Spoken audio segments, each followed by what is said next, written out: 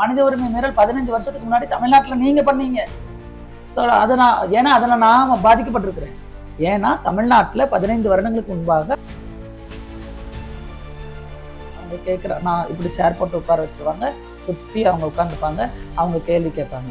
நீங்கள் எப்படி உடல் உறவு கொள்வீங்க, உங்களோட உடல் எப்படி இருக்கும், அவங்க உங்களை தொடும்போது உங்களுக்கு எப்படி ஃபீலிங் இருக்கும். இதில் கூட ஓகே, இதில் நான் பெருசாக எதிர்பார்க்கவே இல்லை. ஆப்வியஸ்லி நான் பிஜேபி கிட்ட இருந்து எந்த விஷயங்களும் எதிர்பார்க்க மாட்டேன். ஏன்னா அவங்க ஃபாசிஸ்ட், தேர் லைக் அவங்களுக்கு டிரான்ஸ்ஃபோபியா இருக்குது, ஹோமோஃபோபியா இருக்குது, குயர்ஃபோபியா இருக்குது, எல்லாமே இருக்குது. And they're all super kind of satisfy பண்ணால் நான் வந்து அடையாள அட்டை கொடுப்பேன். அந்த அடையாள அட்டையை வச்சு ஒரு சிம் கார்டு கூட வாங்க முடியாது. ஒரு விஷயம், அது ஒன்றுத்துக்கு பிரயோஜனம் இல்லாத ஒரு அட்டை. அந்த அட்டையை வாங்குறதுக்கு நான் 10 பேர் முன்னாடி நியூடா நிற்கணும், அவன் கேட்குற கேள்விக்கு பதில் சொல்லணும், அவன் என்ன அது அநியாயம்னு சொல்றதுக்கு கூட மனசு வராதப்போ நீ எவ்வளவு பெரிய மனித நேயத்தை இழந்திருக்கிற. நீ முதல்ல ஒரு பேர் வச்சுக்கோ. நான் ஒன்னா இப்படிதான் கூப்பிடுவேன். நீ என் கண்ணுக்கு நீ அர்த்தநாரீஸ்வரர், நீ பாதி ஆம்பளையாரு பாதி பொம்பளையாரு. இதை நான் எப்படி சட்டத்துல கொண்டு வர முடியுமோ அப்படிதான் கொண்டு வருவேன். இது வந்து சனாதன. இதற்கு மத்தியில் எப்படி தோழர் எழுத்து பயணத்துக்குள்ள வரீங்க? முதல் புத்தகம் வெளியீட்டிலேயே நிறைய ஒடுக்குமுறைகள் சந்தித்ததா வாசிச்சிருக்கேன், நீங்களுமே குறிப்பிட்டிருந்தீங்க. அதை தொடர்ந்து எழுத்தாளர் டு பிறகு பதிப்பாளர், எப்படி திருநங்கை பிரஸ் உருவான கதையும் அப்படி சொல்லிருங்க. ஸோ திருநங்கை பிரஸ் நிறைய டிஸ்கிரிமினேஷனால உருவாகினது. அது வந்து உருவாக்கணும் அப்படிங்கிறதுலாம் இது கிடையாது. நிறைய வன்முறைகள், நிறைய ஒடுக்குமுறைகள், நிறைய அடக்குமுறைகள் வந்து கட்டவிழ்த்து விடப்பட்ட உடனே எதனால நாம ஏன் இதை பண்ணக்கூடாது அப்படிங்கிற மாதிரி ஆனிச்சு. ஸோ என்னுடைய முதல் புத்தகத்தை நான் திருநங்கை கிரேஸ் பானுவின் சிந்தனைகளை எல்லா பதிப்பகத்துக்கும் அனுப்புனேன். நிறைய மேஜர் பதிப்பகத்தெல்லாம் அப்ரோச் பண்ணும்போது தேர் லைக், நான் ஏற்கனவே சொன்ன மாதிரி ரொம்ப அவங்க வந்து ரொம்ப இரக்கமா, ரொம்ப ஒரு மாதிரி ரொம்ப பணிவா இருக்கணும் எழுத்துக்கள். அதை வந்து மக்கள் மனசுல போய் ரொம்ப இரக்கத்தை ஏற்படுத்தணும், கண்ணீர் வரணும் படிக்கிறவங்களுக்கு. அந்த மாதிரி தான் அவங்க யோசிச்சாங்க. ஈவன் பிரபல பப்ளிகேஷன்ஸ் எல்லாருமே அதை தான் சொன்னாங்க. ஸோ ஒரு பிரபல எழுத்தாளரே வந்து இல்லை தொடர் நீங்க பாலிடிக்ஸ் எல்லாம் பேசியிருக்கிறீங்க அப்படிங்கிற மாதிரி பேசும்போது, ஹலோ எக்ஸ்கியூஸ் மீ, என்ன நான் என்னுடைய அரசியலை பேசியிருக்கிறேன். நான் வந்து என்ன விஷயங்களை ஃபேஸ் பண்ணேன், அதுல என் சமூகத்துக்கு என்ன சொல்ல விரும்புறேன், என் சமூகத்துக்கு என்ன மாதிரியான விஷயங்கள் கிடைச்சா விடுதலை கிடைக்கும், அந்த விடுதலைக்கான காரணிகள் என்னென்னலாம் இருக்குது அப்படிங்கிறத நான் சொல்லணும்னு நினைச்சேன். ஸோ அதை நான் தெளிவா சொல்லியிருக்கேன். அதுல என்ன பிரச்சனைங்கிறப்போ நிறைய அவங்க எல்லாருமே ரிஜெக்ட் பண்ணிட்டாங்க. யாருமே பப்ளிஷ் பண்றதுக்கு ரெடி ஆகலான்னு, சரி நம்மளே ஒரு செல்ஃப் பப்ளிஷ் பண்ணலாம்னு சொல்லி நானாவே பப்ளிஷ் பண்ணிட்டு, நானும் என்னோட ஃப்ரெண்டு பிரித்திகா, நான் வந்து கட்டப்பையில் புக்கெல்லாம் வச்சு புக் ஃபேரில் ஒரு ஸ்டாலாக கொண்டு போய் கொடுத்துட்டு இருப்போம். நீங்கள் இந்த புக் வச்சுக்கிறீங்களா, இந்த புக் வச்சுக்கிறீங்களான்னு சொல்லிட்டு. ஸோ அப்படிலாம் யோசிக்கும் போது நான் அப்போ கூட நாங்கள் இந்த மாதிரி ஒரு பப்ளிஷிங் ஸ்டார்ட் பண்ணணும்னு யோசிக்கவே இல்லை. எனக்கு என்னன்னா அதுக்கப்புறம் ஒரு ஆஃப்டர் ஒரு 4-5 இயர்ஸ், இப்போ 2021 என்ன ஆச்சு அப்படின்னா, நாங்கள் வந்து ஒரு கேதரிங் போயிருந்தோம். என்னன்னா கொஞ்சம் ஆஃபீஸ் மீட்டிங்காக வெளியூருக்கு போயிருந்தபோது அதில் இருந்த ஒரு புள்ள வந்து, அம்மா நான் வந்து எழுதணும்னு நினைக்கிறேன், புத்தகம் எழுத நினைக்கிறேன்னு சொல்லும்போது, சீஸ் தலித் கேர்ள் அப்படிங்க, சரி எழுதலாமே அப்படிங்கிறப்போ எனக்கு டக்குன்னு என்னோட ஞாபகம் வந்துச்சு. எழுதுறதுக்கு நம்மளே அவ்வளோ சிரமப்பட்டோமே, சரி எழுதுறோம்னா நான் அந்த அன்ஹோப் கொடுக்கக்கூடாதுங்கிறதுனால தாராளமாக எழுதலாமா, எழுது, எப்படிமா பப்ளிஷ் பண்ண அப்படின்னு கேட்கும்போது, பப்ளிஷ் பண்ணுறது மட்டும்தான் நம்மளா ஓனாக பண்ணலாம், இல்லை வேற ஏதாவது பண்ண முடியுமான்னு பார்க்கலாம் அப்படின்னா, ஏன் நமக்குன்னு எதுவுமே இல்லை அப்படிங்கிற மாதிரி அந்த பொண்ணு கேள்வி கேட்ட உடனே எனக்கு அது ஒரு மாதிரி இதாச்சு. ஆமா இல்லை, நாம ஏன் இதை பற்றி யோசிக்கவே இல்லை, சரி ஓகே நீ புக் எழுது, நம்ம பப்ளிஷ் பண்ணலாம், நம்ம பப்ளிஷ் பண்ணுறதுக்கு என்னென்ன வேணுமோ அதை நம்ம ரெடி பண்ணலாம் அப்படிங்கிறப்போ நாங்கள் லீகலாக நிறைய பேரை அப்ரோச் பண்ணோம். அவங்க நிறைய லீகல் டாக்குமெண்ட்ஸ் கேட்டாங்க. எல்லா டாக்குமெண்ட்ஸும் கொடுத்ததுக்கப்புறம் ரிஜிஸ்டர் பண்ணோம். ஒரு கம்பெனியாக பண்ணலாம், நாம் ஏன் வந்து பண்ணுறத ப்ராப்பராக பண்ணிடலான்னு சொல்லும்போது தான் ஓகே திருநங்கை பிரஸ் எல்எல்பி அப்படிங்கிறத இது பண்ணோம். இது மூலமாக நாம் என்ன பண்ண போகிறோம் அப்படிங்கிறத யோசித்தோம். அப்போ ஓகே தலித் ரைட்டர்ஸ், தலித் பெண்களை நாம் பெண் எழுத்தாளர்களை உருவாக்கணும், இளம் எழுத்தாளர்களை உருவாக்கணும். ஸோ அப்போ யாரெல்லாம் வந்து ஒடுக்கப்படுகிறவர்கள் இருக்கிறாங்களோ இந்த மாதிரி வாய்ப்புகள் இல்லாமல் இருக்கிற எழுத்தாளர்களுக்கு நாம ஒரு வாய்ப்பை கொடுப்போம், நாம வந்து அதை பப்ளிஷ் பண்ணலாம் அப்படின்னு சொல்லிட்டு இனிஷியலாக ஒரு 2-3 புத்தகங்கள் மட்டும்தான் போட்டோம். அதுக்கப்புறமா தான் அதுக்கு அடுத்த வருஷத்துல இருந்து தான் ஓகே நாம ஏன் இதை இனிஷியலாக நாங்கள் வந்து புக் ஃபேரில் பார்ட்டிசிபேட் பண்ணுறதுக்காக ட்ரை பண்ணோம். ஸோ அங்கே வந்து என்ன பண்ணிட்டாங்க, ரிஜெக்ட் பண்ணிட்டாங்க. நீங்க வந்து புது பப்ளிகேஷன் எப்படி நாங்க இது பண்ணுவோம்னா அது முழுக்க முழுக்க சாதிய ஆணாதிக்க மனநிலையில இருக்கக்கூடிய கூட்டம். ஸோ அந்த கூட்டத்து மத்தியில நாம வந்து ஒரு திருநங்கையா ஃபைட் பண்ணணும். ஏன்னா அந்த கூட்டத்துல பெண்கள் இருக்கிறதே ரொம்ப பெரிய கஷ்டம். அப்போ நாம திருநங்கையா இருந்து ஃபைட் பண்ணணும், அட் த சேம் டைம் நாம பெண்களுக்காகவும் ஃபைட் பண்ணணும். இது ரெண்டையுமே நாம விட்டுறக்கூடாது அப்படிங்கிறதுனால நான் வந்து ஃபர்ஸ்ட் சொல்லி பார்த்தோம், கேட்கல. நாங்கள் வந்து நீங்கள் எத்தனாவது புத்தக கண்காட்சி நடத்துறீங்க, இந்த மாதிரி நான் 40 வருடங்களுக்கு மேலாக புத்தக கண்காட்சி 40 வருஷமா யாருன்னா வந்தாங்களா, யாருக்காவது வாய்ப்பு கொடுத்தீங்களா? இல்லை இப்போ நாங்கள் அது 40 வருஷம் கழிச்சு வந்திருக்கிறவங்களுக்கு நீங்கள் வாய்ப்பு கொடுக்கணும்ல, ஏன் கொடுக்க மாட்டேங்கிறீங்கிறப்போ அப்புறம் நாங்கள் வந்து இப்போ நிறைய எம்பிஸ் இவங்க கனிமொழி தோழர், தமிழச்சி தங்கப்பாண்டியன் தோழர் இவங்களெல்லாம் வச்சு இப்போ அவங்க கிட்ட சொன்னோம், இந்த மாதிரி இப்படி ஒரு இது பண்ணுறாங்கன்னா, இல்லை தோழர் நாங்கள் பண்ணுறோம் பேசுகிறோம், இதெல்லாம் பண்ணக்கூடாது, இது தப்பு, இவங்களுக்கு வாய்ப்பு கொடுக்கணும் அப்படிங்கிற மாதிரி சொன்னதுக்கப்புறம் முதல் முறையாக புத்தக கண்காட்சியில் பார்ட்டிசிபேட் பண்ணுற வாய்ப்பு இருந்துச்சு.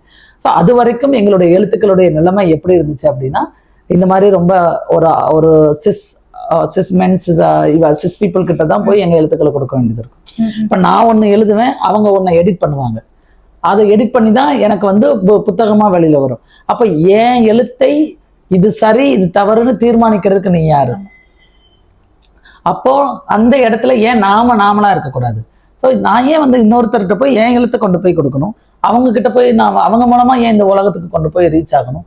என்னுடைய எழுத்து என்னுடைய வழியை நான் அப்படியே கொடுக்கறதுல உனக்கு என்ன சிரமம் இருக்கு அப்படிங்கிறதுல நாங்க ரொம்ப தெளிவா இருந்தோம். ஸோ இந்த விஷயத்துக்காக நம்ம எழுத்துக்களை நம்ம வரலாற்றை நாம எழுதுவோம், நம்மளை விட சிறப்பாக திறம்பட எழுதுறதுக்கு இந்த உலகத்துல யாரும் இல்லை. அப்போ இந்த மாதிரி இரக்கமா இந்த மாதிரி இல்லாமல் ஒரு மூளையில புத்தக கண்காட்சியில பாத்தீங்கன்னா எங்கேயாவது ஒரு இடத்துல போய் இந்த மாதிரி இந்த தோழருடைய புத்தகம் இருக்குதான்னு கேட்டாதான் அவங்க எங்கேயோ இருந்து எடுத்து கொடுப்பாங்க. அப்படிதான் இருந்துச்சு குயர் எழுத்துக்கள். இந்த நாங்க புத்தக கண்காட்சியில பார்ட்டிசிபேட் பண்றது முன்னாடி வரைக்கும் பார்ட்டிசிபேட் பண்ண உடனே நிறைய ரெஸ்பான்ஸ் வந்து, நிறைய மக்கள் ஆதரவு வந்து, நிறைய ரீடர்ஸ் வர ஆரம்பிச்ச உடனே எல்லா புத்தகங்களும் ஃப்ரண்ட் ரோக்கு வந்துருச்சு. அப்படியே ஃப்ரண்ட் ரோக்கு வர ஆரம்பிச்சிச்சு. அப்போ so that kind of changes we need to do that அப்படிங்கிற மாதிரி அந்த சேஞ்சஸ் நமக்கு தேவை. இந்த மாற்றம் தான் வேணும். நீங்க அறிவு சர்க்கிள்ல இருக்கிறீங்க அப்படின்னா அந்த அறிவு சர்க்கிள்ல நான் அறிவு பரப்புரை செய்யறதுக்காக தொடங்கப்பட்ட பதிப்பகம் தான் இந்த திருநங்கை பதிப்பகம். சென்னை புத்தக கண்காட்சியில முதல்ல திருநங்கை பிரஸ் அரங்கு அமைக்கப்பட்டதுல இருந்து கவனிச்சுட்டு வரேன். கடந்த புத்தக கண்காட்சியில அதோடைய மாறுபட்ட ஒரு பரிணாம வளர்ச்சியை பார்க்க முடிஞ்சிச்சு 2 அரங்குகளோட. அதே மாதிரி உங்களுடைய முதல் புத்தகத்துல இருந்த எழுத்தினுடைய அந்த காத்திர தன்மையை பார்க்க முடிஞ்சிச்சு. இந்த பயணத்துல நீங்க இப்ப இருக்கிற கிரேஸ்பான தோழர் எப்படி உணர்றீங்க இதெல்லாம் பார்க்கும்போது? இல்ல இது எல்லாமே நான் சொன்னோம் இல்லையா, அந்த ஒரு குழந்தை டிஸ்கிரிமினேஷனை ஃபேஸ் பண்ண ஒரு குழந்தைக்கு என்ன மாதிரியான பாதுகாப்பு சூழல் இருந்திருந்தா அந்த குழந்தை இன்னைக்கு இதை விட ஒரு பெரிய சூழல்ல வந்து இருந்திருக்கும் இல்லையா. ஸோ அந்த பாதுகாப்பான சூழலை உருவாக்கக்கூடிய இடத்துல நாம இருக்கோம். அப்படிங்கிறப்போ நாம் அதை என்ன பண்ணலாம் அப்படின்னு யோசிக்கும் போது எல்லா வழிகள்லையும் இப்போ உட்காந்து கல்வியில பாத்தீங்கன்னா, கல்வியில நாங்க இதை பண்ணிருக்கோம்னு என்னால சொல்ல முடியும். இந்த வருஷம் இந்த ஆர்டரோட இதை பண்ணோம்னு சொல்ல முடியும். வேலை வாய்ப்புல பாத்தீங்கன்னா இதை நாங்க பண்ணிருக்கோம்னு சொல்ல முடியும். நீங்க பார்ட்டிசிபேட்டிங் பொலிட்டிக்கல்ல பார்ட்டிசிபேட் பண்றாங்களா, பொலிட்டிக்கல்ல பார்ட்டிசிபேட் பண்றதுக்கு முன்னாடி எவ்வளவு ஸ்ட்ரகிள்ஸ் பண்ணோம், என்னென்ன செஞ்சோம், என்னென்ன வரலாறு இருக்குது அப்படிங்கறத எங்களால சொல்ல முடியும். ஸோ எங்களுக்கான பாதுகாப்பு சட்டங்கள் வேணும். இந்த மாதிரி குழந்தைகளை பாதுகாப்பதற்காக சட்டங்கள் வேணுங்கிறப்போ அது ஒரு மசோதாவா இருக்கும்போது அதுல என்னென்ன மாற்றங்கள் கொண்டு வரணும், எவ்வளோ பெரிய விஷயங்களை. இன்னைக்கு ஒரு குக்கிராமத்துல பிறந்த ஒரு கிரேஸ்வானும் திருநர் சமூகத்துக்கான கல்வி வேலைவாய்ப்பு இடஒதுக்கீடுங்கிற ஒரு மிகப்பெரிய கோரிக்கையை இந்தியா முழுமைக்கும், ஏன் உலகம் முழுமைக்கும் கொண்டு போய் எடுத்து போயிருக்கிறாங்க அப்படின்னா அதுக்கு வந்து மிகப்பெரிய வேலைகள் பார்க்க வேண்டியதா இருந்துச்சு. அதுலயும் இங்கேயும் இந்த ஆக்டிவிஸ்ட் குரூப்புக்குள்ளேயும் சாதி இருக்கு. அந்த சாதிய மனநிலையில இருந்து நான் வந்து மேல வரணும். அது அந்த சாதிய மனநிலையில எனக்கு எதிராக கட்டவிழ்த்துப்படக்கூடிய அந்த அடக்குமுறைக்கும் அந்த ஒடுக்குமுறைக்கும் எதிராக நான் குரல் கொடுத்தாகணும். ஸோ இது எல்லாம் பார்க்கும்போது எனக்கு இப்போ வரைக்கும் சாட்டிஸ்ஃபைட் ஆயிடுச்சா அப்படின்னா கிடையாது. Still I'm doing my fight. கண்டிப்பா. இப்ப கூட ரீசெண்டா மாற்றுப்பாலினத்தோர் பாதுகாப்பு உரிமை சட்டம் அப்படின்னு இருந்ததை இன்னைக்கு திருநர் பாதுகாப்பு உரிமை திருத்த சட்டம்னு ஒண்ணு கொண்டு வந்து அதுல நிறைய டிஸ்கிரிமினேஷன் கொண்டு வராங்க. அப்போ இதுக்காக இப்ப ஸ்ட்ரகிள் பண்ண வேண்டியது. அதை பத்தி தான் கேட்கணும்னு நினைச்சேன். இப்ப சமீபத்துல வெளியிடப்பட்ட திருநர் திருத்த சட்டம் 2026 தொடர்ந்து கள போராட்டத்துல வந்து போராடிட்டு வரீங்க. அது குறித்து அத குறித்து உங்களுடைய பார்வைய நீங்க சொல்லுங்க. சரி, அகைன் இந்த பில்ல பொறுத்தவரை எனக்கு ஆக்டா இருக்கும் போதே அதை நான் ரொம்ப ஸ்ட்ராங்கா அப்போஸ் பண்ணேன். ஏன்னா இது கம்ப்ளீட்லி பிராமணிக்கல் பேட்ரியார்கி பில் அப்படின்னு நான் தான் ஸ்ட்ராங்கா அப்போஸ் பண்ணேன். தொடர்ந்து எழுதிட்டே வந்தது. அதுக்கப்புறம் அதுல நிறைய சேஞ்சஸ் கொண்டு வரும்போது ஓகே ஓரளவுக்கு கொஞ்சம் ஏற்றுக்கொள்ளக்கூடிய ஒரு இது வந்தாலும் இடஒதுக்கீடை பத்தி அவங்க வாயே திறக்கல. அப்போ இடஒதுக்கீடை பத்தி கேள்வி எழுப்பின பார்லிமெண்டேரியனுக்கு நான் வந்து கிரேஸ் பானு இவங்க ரிசர்வேஷனை பத்தி பேசுறாங்க, ரிசர்வேஷன் பத்தி நாங்க எந்த முடிவும் எடுக்கலையே அப்படிங்கிற ஒரு சாதாரண ஒரு பதிலாகத்தான் மினிஸ்ட்ரி ஆஃப் சோசியல் ஜஸ்டிஸா இருந்த தாவர்சந்த் கெஹ்லோட் இருந்து வந்த பதில். அதுக்கப்புறம் இப்போ டாக்டர் வீரேந்தர்குமார் இன்ட்ரடியூஸ் பண்ண இந்த பில்லுல கூட ஓகே இதுல நான் பெருசா எதிர்பார்க்கவே இல்லை. ஆப்வியஸ்லி நான் பிஜேபி கிட்ட இருந்து எந்த விஷயங்களும் எதிர்பார்க்க மாட்டேன். ஏன்னா அவங்க ஃபாசிஸ்ட், தே ஆர் லைக், அவங்களுக்கு டிரான்ஸ்போபியா இருக்கு, ஹோமோபோபியா இருக்கு, குயர்போபியா இருக்கு, எல்லாமே இருக்கு. And they're all super kind of patriarchy, brahminical patriarchy males. ஆனா இதுல வந்து மனித உரிமை மீறிய ஒரு சோ அதை நான் பத்தி பேசணும்னா மனித உரிமை மீறல்ங்கிறது இந்த சட்டத்துல மட்டும் இல்லையே.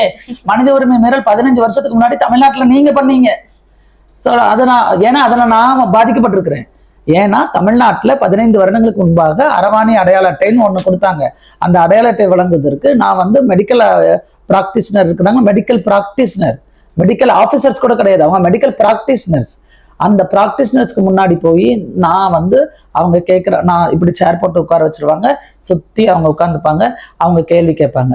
நீங்க எப்படி உடல் உறவு கொள்ளுவீங்க, உங்களோட உடல் எப்படி இருக்கும், அவங்க உங்களை தொடும்போது உங்களுக்கு எப்படி ஃபீலிங் இருக்கும், உங்களுக்கு என்ன மாதிரியான உணர்வு இருக்கும், இங்க தொடும்போது எப்படி இருக்கும், அங்க நம்ம குட் டச் பேட் டச் அவ்வளோ பேசுறோம். ஆனா அந்த குட் டச் பேட் டச் எல்லாமே எங்களுக்கு நடந்துச்சுல்ல, அதை நான் வெளியில சொல்ல முடியலல்ல. அவங்க என்ன தொடர்ந்து பண்ணாங்க. அதை எல்லாத்தையும் சாட்டிஸ்ஃபை பண்ணா நான் வந்து அடையாள அட்டை கொடுப்பேன். அந்த அடையாள அட்டையை வச்சு ஒரு சிம் கார்டு கூட வாங்க முடியாது. ஒரு விஷயம், அது ஒன்னுத்துக்கு பிரயோஜனம் இல்லாத ஒரு அட்டை. அந்த அட்டையை வாங்குறதுக்கு நான் 10 பேர் முன்னாடி நியூடா நிக்கணும், அவன் கேட்கிற கேள்விக்கு பதில் சொல்லணும், அவன் என்னோட பிரைவேட் பார்ட்டை தொட்டு பார்ப்பான். இது எல்லா கொடூரங்களும் 15 வருடங்களுக்கு முன்பாக நாங்கள் அனுபவித்தோம். அதன் அடிப்படையில தான் எங்களுக்கு அடையாள அட்டை இங்க வழங்கப்பட்டது. அது வேண்டாம்னு சொல்லி நிறைய ப்ரொட்டஸ்ட் பண்ணதுக்கு அப்புறம், நிறைய ஸ்ட்ரகிள்ஸ் பண்ணதுக்கு அப்புறமா தான் அதை நீக்குனாங்க. இப்போ மறுபடியும் அதை கொண்டு வந்திருக்கிறாங்க. அப்படிங்கிறப்ப ஐயோ மறுபடியும் முதல்ல இருந்தாடா அப்படிங்கிற மாதிரி ஆயிடுச்சு. எத்தனை தடவைடா நான் இப்போ ஒன்றும் இல்லை, உங்க ஆளுங்க ட்ரெயின்ல துணி அவுத்து போட்டிருந்தாங்க, இல்ல ஏதாவது ஒண்ணு பேசினா துணியை தூக்கி காமிச்சிடுறாங்கன்னு சொல்லி பேசுறீங்க. இன்னைக்கு லாவே துணியை தூக்கி காமின்னு சொல்லுது. அப்ப இது தப்புன்னு ஏன் பேச மாட்டேங்க? நான் பண்றேன், நான் ஆதங்கத்துல கோபத்துல பண்றது தப்புன்னு சொல்றேன். நீங்க இன்னைக்கு சட்டமே என்னை துணி அவுத்து போடு, ஒட்டு துணி இல்லாம என் முன்னாடி நெல்லு அப்படின்னு சொல்லுது. அப்ப அது எவ்வளவு பெரிய மனித உரிமை மீறலுக்கான செயல். அப்ப இதுக்கு எதிராக ஏன் வந்து கண்டன குரல்கள் இங்க ஏன் பெருசா வழி வர்றதில்ல? ஏன்னா அகைன் அண்ட் அகைன் இந்த பாடாதிக்க சமூகத்துக்கு இதே நான் போராடி மேல வந்து ஒரு பொசிஷன்ல வந்துட்டேன்னா பாராட்டுக்கள் தோழர், வாழ்த்துக்கள் தோழர். இங்க இன்னொன்னு கவனிக்க முடியுது, பிற பிரச்சனைகளுக்கு களத்துல இருந்து போராடுற இயக்கங்களா இருக்கட்டும், அரசியல் கட்சிகளா இருக்கட்டும், இதுக்கு பெருசா கண்டன குரல்கள் கொடுத்த மாதிரி தெரியல கம்யூனிஸ்ட் தவிர. ஆக்சுவலி இது வந்து மற்ற கட்சிகள், மற்ற பெரும்பான்மையான கட்சிகள் யாருமே அந்த அளவுக்கு இதுக்கு பெருசா குரல் கொடுத்ததும் இல்லை. அதை இப்ப வரைக்கும் அவங்களோட நிலைப்பாடு என்னங்கிறத வெளியில சொல்லவும் இல்லை. அகைன் இங்க வந்து எங்ககிட்ட பவர் இல்லைல்ல, நாங்களே பிச்சை எடுக்கிற சமூகம். நான் வந்து 70 வருஷத்துக்கு மேல பிச்சை எடுத்துட்டு இருக்கிறேன், இப்பவும் பாலியல் தொழில் பண்ணிட்டு இருக்கிறேன். என்கிட்ட எதுவுமே இல்லை, வாக்கு வங்கியும் குறைவு. அப்படிங்கிறப்போ நான் என்ன ஆனா அவங்களுக்கு என்ன, இவங்க வருவாங்க, அவங்க தேவைகளை நாமளாதான் அவங்க கிட்ட போய் அம்மா தாயே பிச்சை போடுங்க அப்படின்னு பார்க்கும்போது விளம்பரத்திற்கு பயன்படுத்திப்பாங்க. அது பெண்களையும் சரி, திருநர் பெண்களையும் சரி. சோ இங்க வந்து நான் மறுபடியும் போய் அவங்க கிட்ட போய் இறக்கத்தை சம்பாதிக்கணும், அவங்க கிட்ட போய் ஒரு கண்ணு முன்னாடி ஒரு அநியாயம் நடக்குது, அது அநியாயம்னு சொல்றதுக்கு கூட மனசு வராதப்போ நீ எவ்வளவு பெரிய மனித நேயத்தை இழந்திருக்கிற. நீ முதல்ல ஒரு மனிதரா மனிதத்திற்கான தன்மை உனக்கு இருக்குதா? அந்த தன்மையே நீ இழந்துட்டல. அப்படி இருக்கும்போது உன்கிட்ட நான் பேசினதுக்கு, உன்கிட்ட போய் நான் மற்ற விஷயங்களை சொல்லி எதுக்கு அப்படிங்கிறதுனாலதான் நாங்களே இந்த போராட்டத்தை கையில் எடுத்தோம். நாங்களாவே இதை சென்சிட்டைஸ் பண்ணிட்டு இருக்கிறோம், நாங்களாவே எல்லாத்தையும் பண்ணிட்டு இருக்கிறோம். எங்களோட எல்லா போராட்டங்களும் நாங்களாதான் முன்னெடுத்தோம். எங்களுக்கு தோழமை கட்சிகள், தோழமை இயக்கங்கள், தோழமைக்காக இருக்கிறவங்க எல்லாருமே அதுக்கப்புறம் தான் நாங்க இனிஷியேட் பண்ணுவோம். அதுக்கப்புறம் சரி ஓகே இவங்களுக்கு இதை பண்ணலாம் அப்படிங்கிறது வரும். அதை நாங்க ஆப்வியஸ்லி இந்த டிரான்ஸ் பில் வந்தப்பவே பார்த்துட்டோம். ஸோ இப்போ 2026 வந்திருக்குது. இந்த மாதிரியான ஒரு வன்முறையை கட்டவிழ்த்திருக்கிறாங்க. அதை கேட்கறதுக்கு இப்போ மறுபடியும் நாங்க பார்லிமெண்டேரியன்ஸ் மீட் பண்ணணும். அந்த மசோதா என்னைக்கு வர்றத டேட்டா செக் பண்ணணும். அதுக்காக எத்தனை எம்பிஸ் இருக்கிறாங்க அவங்க எல்லாரையும் போய் சென்சிடைஸ் பண்ணணும். நீங்க ஓட்டு போடாதீங்க, இந்த மாதிரி பேசுங்க, இந்த மாதிரி பேசுங்க, இவ்வளவு பிரச்சனைகள் இருக்கு. இது எல்லாம் again we have to do it. நீங்க முன்னாடி இருந்தே இந்த பெயர் பற்றி குறிப்பிட்டு வரீங்க. அது மிக எளிமையான ஒரு புரிதல். 3ஆம் பாலினம்னே குறிப்பிடாதீங்கன்னு சொல்லிட்டு வர்ற சூழல்ல இன்னைக்கு அது முன்னாடியே குறிப்பிட்டிருந்தாங்க அந்த கடவுளுடைய பெயர்கள்ல இது பண்றது. சோ அதுதான் நான் ஆரம்பத்திலேயே சொன்ன மாதிரி தான் இந்த பில் முழுக்க முழுக்க ஹிந்துத்துவ பில். அவ்வளவுதான். அவங்களுடைய சிந்தனை இருக்கு இல்லையா? இப்போ பொது சிந்தனை என்ன இருக்கு? திருநங்கைகளை பார்த்தா 1 ரூபாய் கொடுக்கலாம், 2 ரூபாய் கொடுக்கலாம், அவங்களுக்கு நம்ம ஆசீர்வாதம் பண்ணா நல்லது. அப்போ அவங்கள நான் கேட்கிறேன், என்னை கடவுளாக பார்க்கக்கூடிய மனதிற்கு, மனிதத்திற்கு ஏன் என்ன ஒரு மனிதராக பார்க்க முடியல? இவங்களும் நம்மள மாதிரி சக மனிதர்கள் தானே, அவங்களுக்கு ஏன் எல்லா உரிமையும் கிடைக்க கூடாது அப்படிங்கிறது ஏன் பார்க்க தோணல? அந்த மென்டாலிட்டி தான், அந்த சிந்தனை தான் இன்னைக்கு இந்த மசோதாவில் வெளிப்பட்டிருக்குது. இதுல ஹிஜ்ரா, கின்னர், அரவாணி அப்படிங்கிற வார்த்தை பயன்படுத்திருக்கிறாங்க. அரவாணிங்கிற வார்த்தை அரவாணி நலவாரியம் நம்ம தமிழ்நாட்டுல மாறி திருநங்கை நலவாரியம் வந்துருச்சு. பெயர்கள் எல்லாமே மாறிடுச்சு. அதுக்கு இங்க இருக்கக்கூடிய சினாரியாவே மாறிடுச்சு. நான் இன்னும் அரைச்சமாவே அரைப்பேன் அப்படிங்கிறதுக்கு பேரு தான் சனாதனத்தினுடைய ஆணிவேர். நீ என்னவா வேணா பெயர் வச்சுக்கோ, நான் ஒன்னா இப்படிதான் கூப்பிடுவேன். நீ என் கண்ணுக்கு நீ அர்த்தநாரீஸ்வரர், நீ பாதி ஆம்பளையாரு பாதி பொம்பளையாரு. இதை நான் எப்படி சட்டத்துல கொண்டு வர முடியுமோ அப்படிதான் கொண்டு வருவேன். இது சனாதனத்தினுடைய, சனாதனவாதிகளினுடைய அந்த ஆணாதிக்க புத்தி. இது அந்த புத்தியினுடைய வெளிப்பாடுதான் இந்த மசோதா. அதைத்தான் நான் ரொம்ப தீவிரமா சொன்னேன். ஏன்னா இந்த மசோதாவை நீ மாற்றம் செய்யணும்னு கொண்டு வந்தேன்னா என்னோட கல்வியை பத்தி பேசியிருக்கணும், என்னுடைய வேலை வாய்ப்பை பத்தி பேசியிருக்கணும், என்னுடைய இடஒதுக்கீடை பத்தி பேசியிருக்கணும். என்னுடைய குழந்தைகள் ஒவ்வொரு நாளும் செத்துட்டு இருக்கிறாங்க. இந்த மாதிரி ஃபேமிலியில ஏற்றுக்கொள்ளாமல் குடும்பத்தில் நடக்கக்கூடிய வன்முறையினால, டொமஸ்டிக் வயலன்ஸ்னால, டொமஸ்டிக் அபியூஸ்னால பாதிக்கப்பட்டு எத்தனையோ குழந்தைகள் இறந்து போயிட்டு இருக்கிறாங்க. அந்த குழந்தைகளுடைய பாதுகாப்பை பத்தி பேசியிருக்கணும். இதை எதை பற்றியுமே பேசாம திரும்ப திரும்ப என் பாவடைக்குள்ள என்ன இருக்குது, என் பேண்ட்டுக்குள்ள என்ன இருக்குங்கிறது மட்டும்தானே உன்னோட சிந்தனையா இருக்குது. அப்ப அது எவ்வளவு பெரிய கேவலமான ஒரு மனநிலை. சோ அந்த சிந்தனையோட பார்க்கக்கூடிய பில்லாத்தான் நான் இதை பாக்குறேன். தொடர்ந்து எழுத்துலகிலையும் சரி, சினிமாலையும் சரி, இந்த ஆணாதிக்க படைப்பாளிகள் பெண்களை காட்சிப்படுத்துற விதமே அநியாயமா இருக்கிற சூழல்ல திருநர்களுடைய உரிமைகளையும் அவங்களுடைய வாழ்க்கையும் காட்சிப்படுத்துறேன்னு பேர்ல அந்த கதாபாத்திரத்திலையுமே ஆண்கள் நடிக்க வச்சிருவாங்க. இத குறித்து படைப்பாளிகளுக்கு நீங்க சொல்ல விரும்புற விஷயம் என்னது? படைப்பாளிகள் they have their own கொஞ்சம் இந்த சொசைட்டில ஒரு ரெஸ்பான்சிபிலிட்டி அப்படிங்கிறது ஒண்ணு இருக்கு. இவங்களுக்கு ஆரம்பத்துல இருந்தே நாங்க சொன்னதுதான். ஃபர்ஸ்ட் இனிஷியலா நான் லீகலா தான் எப்பவுமே பாபா சாஹிப் அம்பேத்கருடைய வழியை பின்பற்றுகிறதுனால நான் லீகலா தான் சில விஷயங்களை கான்ஸ்டிடியூஷனை பேஸ் பண்ணியே சொல்ல முடியும். சென்சார் போர்டு இருக்கு. சென்சார் போர்டுல விலங்குகளை துன்புறுத்தாதீர்கள் நீங்க போர்டு போடுறீங்க. புகைப்படிப்பது உடல்நலத்திற்கு கேடு, இது மது குடிப்பது உடல்நலத்திற்கு கேடு, இது எல்லாமே போடுற நீங்கள் நாங்க இங்க திருநங்கைகளையோ திருநம்பிகளையோ துன்புறுத்தல, அவங்களுடைய துன்புறுத்துறதுக்கான இதை நாங்க பண்ணலைங்கிற ஏதாவது ஒரு கார்டு போடுறோமா? போட மாட்டோம். அதை மீறி ஒரு ஆணை திருநங்கை வேடமிட்டு நடிக்க வைக்கிற நீங்க உங்க சென்சார் போர்டுல ஒரு திருநங்கையை அப்பாயின்மெண்ட் பண்ணிருக்கிறீங்களா? இல்ல. ஸோ சென்சார் போர்டுல பெண்களையே இப்பதான் கொஞ்சம் கொஞ்சமா சேர்த்து ஓரளவுக்கு இதெல்லாம் பண்ணாதீங்க, சாதிய ரீதியான வார்த்தைகள், இந்த மாதிரியான வார்த்தைகள்லாம் பயன்படுத்தக்கூடாதுன்னு சொல்ற நீங்க 9ன்னு பயன்படுத்தலாம், உசுன்னு பயன்படுத்தலாம், அலையின்னு பயன்படுத்தலாம், பொம்பளை மாதிரி நடக்கலாம், டை பொட்ட அப்படின்னு சொல்லி பயன்படுத்தலாம். அதுல நகைச்சுவைகள்லாம், இந்த வார்த்தைகள்லாம் பயன்படுத்த கூடாதுன்னு சொல்றதுக்கு எனக்கு அங்க அதிகாரம் இருக்கணும்ல. அப்பா ஏன் அந்த சென்சார் போர்டுல எத்தனையோ திருநங்கை தோழிகள் நடிகைகளாக இருக்கிறாங்க, சினிமாவில் இருக்கிறாங்க. திருநங்கை நேகா, கேரள அரசினுடைய சிறந்த நடிகைக்கான விருது வாங்கியிருக்கிறாங்க. ஏன் இந்த மாதிரியான சினிமா துறையில திருநங்கை லிவிங் ஸ்மெல் வித்யா, நான் அரங்க கலைஞராக இருந்து எத்தனை வருடம் நான் நிறைய விஷயங்களை செஞ்சுட்டு இருக்கிறாங்க. ஸோ இவங்களை எல்லாரையுமே ஏன் இவ்வளவு மனிதர்கள் இருக்கிறாங்க உங்க கண்ணு முன்னாடி, ஏன் உங்களால இந்த சென்சார் போர்டுல ஒரு திருநங்கையை அப்பாயின்மெண்ட் பண்ண முடியல? இதுக்கான சொல்யூஷன். ஆனா இந்த மாதிரியான விஷயங்களை பண்றாங்க இல்லையா, அந்த ஆணாதிக்க மனநிலையில இந்த சினிமா அப்படிங்கிறது எல்லா பொதுப்பத்தையும், இந்த டிரான்ஸ்போபியா நாங்க சொல்றோம் இல்லையா, திருநர் வெறுப்பு அப்படிங்கிறது எங்க இருந்து தொடங்குனுச்சுன்னா அதுல பெரும்பங்கும் வகித்தது சினிமா. ஆரம்பத்துல இருந்தே நீங்க எடுத்துக்கிட்டீங்கன்னா கூவர கோழியில இருந்து, அப்புறம் ஊரோரம் புளிய மரத்துல இருந்து, 1 2 3 4ங்கிற இருந்து எல்லா திரைப்படங்களும், ஈவன் சமீபத்துல ஐ திரைப்படம் வந்தப்போ நாங்க நிறைய போராட்டம் பண்ணோம். ஸோ இந்த மாதிரி பல திரைப்படங்கள் எங்களை வந்து கேலி பண்ணதாகவும் கேலிக்குரிய ஒரு சித்திரங்களாகவும், இவங்க வந்து இப்படித்தான் கொஞ்சம் ரூடா பேசுவாங்க, அவங்க இப்படிதான் இருப்பாங்க அப்படிங்கிற ஒரு பொது புத்தியை, இப்படிதான் அவங்க இருப்பாங்கங்கிற ஒரு பொது தன்மையை பொதுமக்கள் கிட்ட போய் சேர்த்துட்டாங்க, திணிக்கிறாங்க. அந்த திணிச்ச விஷயத்த மாற்ற வேண்டிய பொறுப்பு யாருக்கிட்ட இருக்கு? படைப்பாளிகள் கிட்ட இருக்கு. ஸோ இன்னைக்கு இருக்கிற படைப்பாளிகள் அந்த விஷயங்களை எப்படி மாற்றலாம் அப்படிங்கறத யோசிங்க. இங்க திருநங்கை கதாபாத்திரத்திற்கு திருநங்கைகளே நல்ல நல்ல நடிகைகள் இருக்கிறாங்க, ப்ராப்பரா நடிப்பு கலையை கற்றவர்கள் இருக்கிறாங்க, எல்லாருமே இருக்கிறாங்க. இப்ப நானே ஒரு அரங்க கலைஞர் தான், அரங்க நாடக கலைஞர் தான். ஸோ இது எங்களுக்கு வந்து நாங்க வந்து சும்மா வந்தோம் நாங்க நடிச்சோம் அப்படிங்கறதெல்லாம் கிடையாது. நாங்க ப்ராப்பரா எங்களுக்கு அரங்க நாடகத்தை சொல்லி கொடுக்குற இவங்க இருந்தாங்க, ஆசான்கள் இருந்தாங்க, அவங்க கிட்ட கத்துக்கிட்டு தான் எல்லா விஷயங்களையும் வந்திருக்கிறோம். ஸோ இந்த மாதிரி ஏன் இருக்கிற ப்ரொஃபஷனல்ஸை உங்களால யூஸ் பண்ண முடியல?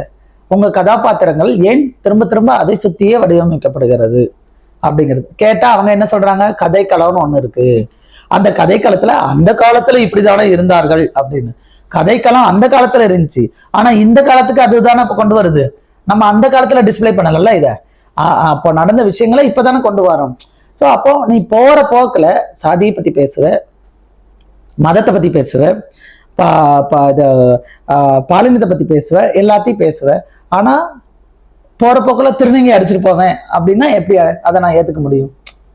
இல்ல, நீ வந்து எல்லா ஒரு நல்ல படைப்பாளி, சமூக நீதி படைப்பாளி, நான் வந்து ரொம்ப திறம்படமான நிறைய படைப்புகளை கொடுத்துட்டு இருக்கிற சமூகத்துக்கு அப்படின்னு நினைக்கிற படைப்பாளி போற போக்குல நான் திருநங்கை சமூகத்தை அடிச்சுட்டு போவேன் அப்படின்னு சொன்னா அது எப்படி வந்து சமூக நீதிக்கான ஒரு படைப்பாக இருக்க முடியும்? சமூகத்தில் நடக்கக்கூடிய ஒரு அட்ராசிட்டிக்கு நடக்கக்கூடிய ஒரு படைப்பாக இருக்க முடியும்? கிடையாதுல்ல. அப்ப அந்த இடத்துல நாங்க திருத்துறதுக்கான இடத்துல இருக்கோம். இல்ல இதை பண்ணது தப்பு, இதை மாத்திக்கோங்கன்னு சொல்லும்போது சில நிறைய படைப்பாளிகள் மாத்திருக்கிறாங்க. நிறைய நல்ல தோழர்கள் வந்து நிறைய விஷயங்களை மாத்திருக்கிறாங்க. ஆனா மாற்றவே மாட்டேன் அப்படின்னு சொல்லிட்டு அந்த பிராமணிக்கல் சுப்பர்மெசியில இருந்துட்டு சில படங்கள்லாம் வந்திருக்குது. ஐப்படத்துலலாம் வந்து பயங்கரமான வேலைகள்லாம் பண்ணாங்க, அதை நாங்க எதிர்த்து போராட்டம் பண்ணோம். போராட்டத்துக்கு அப்புறமும் அவங்க எதையுமே மாத்தல. அவங்களோட வேலை still it's there in the YouTube, மற்ற இதுலலாம் இருக்கதான் செய்யுது.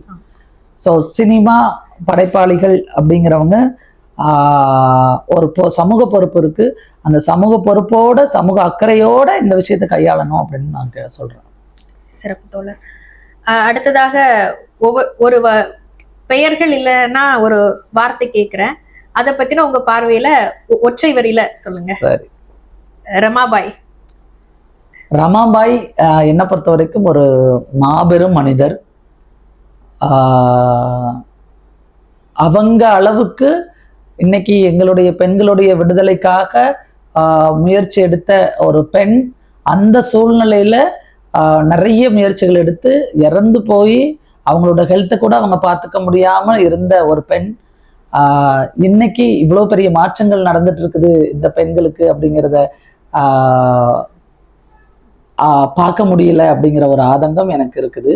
பட் இங்க இருக்கக்கூடிய எல்லா தலித் பெண்களும் ரமாபாயாக வாழ்ந்து கொண்டிருக்கிறார்கள். பாபா சாஹிப் அம்பேத்கர்.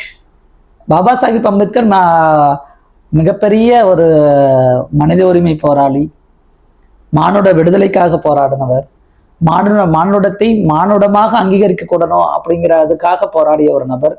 இன்றைக்கு அவர் உருவாக்கின அந்த கான்ஸ்டிடியூஷன் வந்து பலதரப்பட்ட ஒடுக்கப்பட்ட மக்களுக்கான ஒரு விடுதலை குரலாக முதல்ல முன்னாடியில வந்து நிற்கிறது அப்படிங்கிறது வந்து அவர் எழுதின அந்த கான்ஸ்டிடியூஷன் தான். ஸோ என்னைக்குமே அவர் மிகச்சிறந்த ஒரு வழிகாட்டியாக நான் பார்க்குறேன். ஆணாதிக்கம் ஆணாதிக்கம் ஆணாதிக்கத்தை ஒழிக்க வேண்டும், அழிக்க வேண்டும், கொலை செய்ய வேண்டும். இந்த ஆணாதிக்கம் எங்கேயுமே இருக்கக்கூடாது அப்படிங்கிறதுல ரொம்ப தீர்க்கமாக எப்பவுமே யோசிக்கக்கூடிய ஒரு ஆள். ஆனா இருந்துட்டு இருக்குது. Patriarchy is everywhere, every situation. So அப்படி இருக்கும்போது நாம இதை எல்லாத்தையும் கடந்து ஃபைட் பண்ண வேண்டிய ஒரு சூழல் இருக்கு. ஆணாதிக்கத்துக்கு எதிராக குரல் கொடுக்கக்கூடிய நிறைய மனிதர்கள் இங்க இருக்கிறார்கள். நாம எல்லாரும் சேர்ந்து ஆணாதிக்கத்தை ஒழிக்கணும், ஆணாதிக்கத்தை அழிக்கணும் அப்படின்னு கேட்டுக்கிறேன். பெண்ணியம், ஃபெமினிசம் அப்படிங்கிறது, பெண்ணியம் அப்படிங்கிறது வந்து without Dalit women, without trans women, your feminism it's not fulfilled. கண்டிப்பா. ஸோ பெண்ணியம் என்பது தலித் பெண்களுடைய பங்கெடுப்பு இல்லாமல், திருநங்கைகளுடைய பங்களிப்பு இல்லாமல் உங்களுடைய பெண்ணியம் என்றைக்குமே முழுமை பெறாது. ஸோ அந்த மாற்றத்தை இந்த பெண்ணியவாதிகள், பெண்ணியம் அப்படிங்கிறது அது ஜென்ரலைஸ்டா இருந்தாலும், பட் இந்த பெண்ணியவாதிகள் சாதிய ரீதியாகவும் பாலின ரீதியாகவும் நிறைய ஒடுக்குமுறைகளை வந்து நிகழ்த்திட்டு இருக்கிறாங்க. ஸோ பெண்ணியம், என்னை பொறுத்த வரைக்கும் பெண்ணியத்தை நான் இப்படிதான் பார்க்குறேன். அதுதான் சரியும் கூட. எழுத்து அப்படிங்கிறது வந்து ஒரு ஆயுதம். நம்ம திருநங்கை பிரஸோட இதே தான், எழுத்தாயுதம் ஏந்துவோம் பாலாதிக்கத்தை வீழ்த்துவோம் அப்படிங்கிறது. ஸோ எழுத்து என்பது ஒரு ஆயுதம். நான் என்ன ஆயுதம் எடுக்க வேண்டும் என்பதை இந்த சமூகமே தீர்மானிக்கிறது, இல்லை என்னுடைய எதிராளி தீர்மானிக்கிறான் அப்படிங்கிற வரிகள்ல இருந்து சொல்லணும்னு நினைக்கிறேன். ஸோ நான் எடுத்துக்கிட்ட ஆயுதம், இந்த சமூகத்தை மாற்றுவதற்காக எடுத்துக்கிட்ட ஆயுதம் எழுத்து அப்படிங்கிறது. அன்பு இந்த உலகம், இந்த பிரபஞ்சம் எல்லா மனிதர்களுக்குமானது. மனிதர்கள் வாழ்வதற்கான எல்லா தகுதியும் இந்த பிரபஞ்சத்துக்கு இருக்கு. அப்படி இருக்கிற போது அன்பு அப்படிங்கிறது இங்கே பாலின வேறுபாடு இல்லாமல், சாதிய வேறுபாடு இல்லாமல், இன வேறுபாடு இல்லாமல், நிற வேறுபாடு இல்லாமல், உருவ வேறுபாடு இல்லாமல் எல்லாவற்றிற்கும் எல்லாமே கிடைக்கணும் அப்படிங்கிறது தான் அன்பு அப்படிங்கிறது. அத்தனை பேருக்கும் சமமானது, அத்தனை பேருக்கும் அது கிடைக்கணும். ஸோ அதுக்காக போராடிட்டு இருக்கிறோம். உணர்வு சுரண்டல் எப்பவுமே நான் வந்து உழைப்பு சுரண்டல் மட்டும் சுரண்டல் அல்ல, உணர்வு சுரண்டலும் ஒரு சுரண்டலை அப்படிங்கிறத நான் எப்பவுமே சொல்லுவேன். என்னோட எழுத்துக்கள்லையும் அதை சொல்லியிருக்கிறேன். ஸோ உணர்வு சுரண்டல் அப்படிங்கிறது வந்து வெறுமனையா என்னுடைய உழைப்பை மட்டும் வாங்கிக்கிட்டு விட்டுறது அப்படிங்கிறது இல்லாமல், நான் வந்து இப்போ ஒரு நேர்காணல் வர்றேன் அப்படின்னாலே இதுல நான் என்னுடைய உணர்வுகளை, என்னுடைய உணர்ச்சிகளை எல்லாமே நான் உழைப்பை போட வேண்டியது இருக்கு. அந்த உழைப்பு அதுக்கான மதிப்பாக இருக்கணும். அந்த உழைப்புக்கான ஒரு மதிப்பு இங்க ரெகக்னேஷன் இங்க கிடைக்கணும். அது கிடைக்காத பட்சத்தில் இந்த உழைப்பு உணர்வு சுரண்டலும் ஒரு சுரண்டல் தான். அந்த சுரண்டலையும் நாம இங்க பேசணும் இந்த சமூகத்துல. இது வெறுமனையா திருநர் மக்களுக்கு மட்டும் நடக்கிறது கிடையாது, பெண்களுக்கும் நடக்குது. பெண்களுடைய உணர்வு சார்ந்து அவர்களுடைய உணர்வுகளை நாம இங்க இருக்கக்கூடிய பல கார்பரேட்ஸ், பல அதிகார வர்க்கம் வந்து உணர்வுகளை சுரண்டுகிறது. ஆனா அதுக்கான வேல்யூ இங்க இருக்குதா அப்படின்னா அது கிடையாது. ஸோ இங்க எல்லா உணர்வுகளும் மதிக்கப்பட வேண்டும் அப்படிங்கிறது. கண்டிப்பா தோழர். இறுதி கேள்வி, இந்த பொது சமூகத்துக்கு நீங்க சொல்ல விரும்புற ஒரு கருத்துனா என்ன சொல்றீங்க? பொது சமூகத்துக்கு நான் எப்பவுமே எல்லா இடங்கள்லயும் சொல்றதுதான் ஹியூமனிட்டி. இங்க இருக்கக்கூடிய எவ்வளவு சொன்னாலும் புரிய மாட்டேங்கிறாங்களே. சோ மனிதர்களை மனிதர்களாக பார்ப்போம், மனிதர்களை மனிதர்களாக நேசிப்போம், மனிதர்களை மனிதர்களாக கொண்டாடுவோம், மனிதர்களை மனிதர்களாக உருவாக்குவோம். அது எல்லா கடமையும் நம்ம கிட்ட இருக்குது. ஸோ நாம் எல்லாரும் தான் மனிதர்கள். நாம எல்லாரும் சேர்ந்து வாழக்கூடிய இந்த பிரபஞ்சத்துல எந்த ஒரு வேறுபாடும் இல்லாமல், எந்த ஒரு அடக்குமுறையும் இல்லாமல் எல்லாரும் சேர்ந்து பயணிப்போம். இந்த பிரபஞ்சம் அனைவருக்குமானது. ரொம்ப நன்றி தோழர். நீங்க குறிப்பிட்டிருந்தீங்க உங்களுடைய வழிகள், அதுல இருந்த தேடல்கள். அந்த வழிகளும் தேடல்களும் தான் உங்களை வந்து இந்த நிலைமைக்கு இன்னைக்கு வந்து இந்த இடத்துல உட்கார்ந்துருக்கீங்கன்னு நினைக்கிறேன். ஆனா இதையே நம்ம வந்து குளோரிஃபை பண்ணாம இனி வர ஒரு பிறந்து வர ஒரு குழந்தை, ஒரு திருநர் குழந்தையோ இல்ல ஒரு குழந்தையோ இது போன்ற இடர்பாடுகள் எதுவுமே சந்திக்காம ஒரு ஆரோக்கியமான சூழல் வந்து அமையணும்னு விரும்பிக்கிறேன். இதை பாக்குற வாசகர்களுக்கு இது பயனுள்ளதா இருக்கும் நம்புறேன். நன்றி தோழர். நன்றி தோழர். நன்றி.